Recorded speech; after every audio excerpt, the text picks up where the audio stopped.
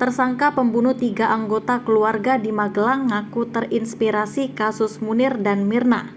Tersangka DDS pembunuh 3 anggota keluarganya sendiri mengaku melancarkan aksinya karena terinspirasi dari kasus Munir hingga kasus Mirna.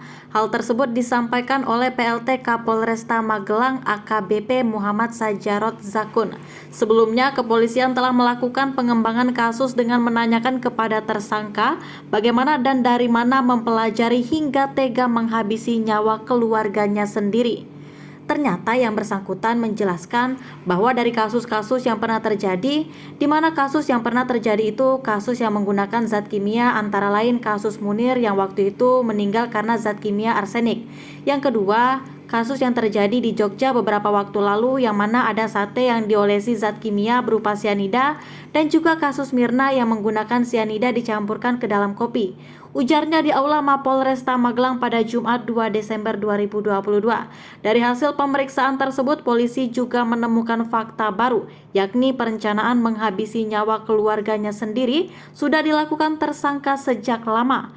Pelaku diketahui telah melakukan percobaan pembunuhan pertama yang dilakukan dengan mencampurkan zat kimia arsenik ke dalam minuman es dawet pada Rabu 23 November 2022. Lalu mencoba kembali pada percobaan kedua hingga nyawa korban tidak terselamatkan pada Senin 28 November lalu.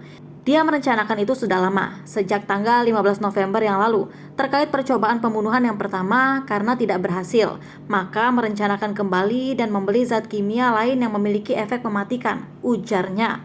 Ia melanjutkan untuk kondisi kesehatan kejiwaan tersangka DDS saat ini dalam kondisi baik. Tersangka mampu menjelaskan dengan detail dan gamblang terkait kronologi kejadian.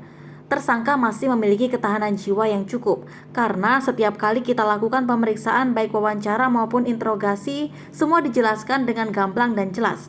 Yang bersangkutan menjelaskan secara detail kronologi, juga jawaban yang disampaikan kepada penyidik, terangnya.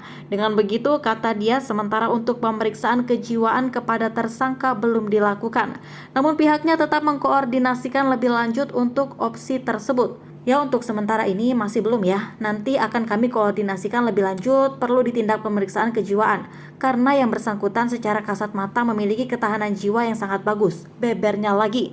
Sedangkan saat ini tersangka sudah didampingi penasihat hukum yang ditunjuk oleh negara.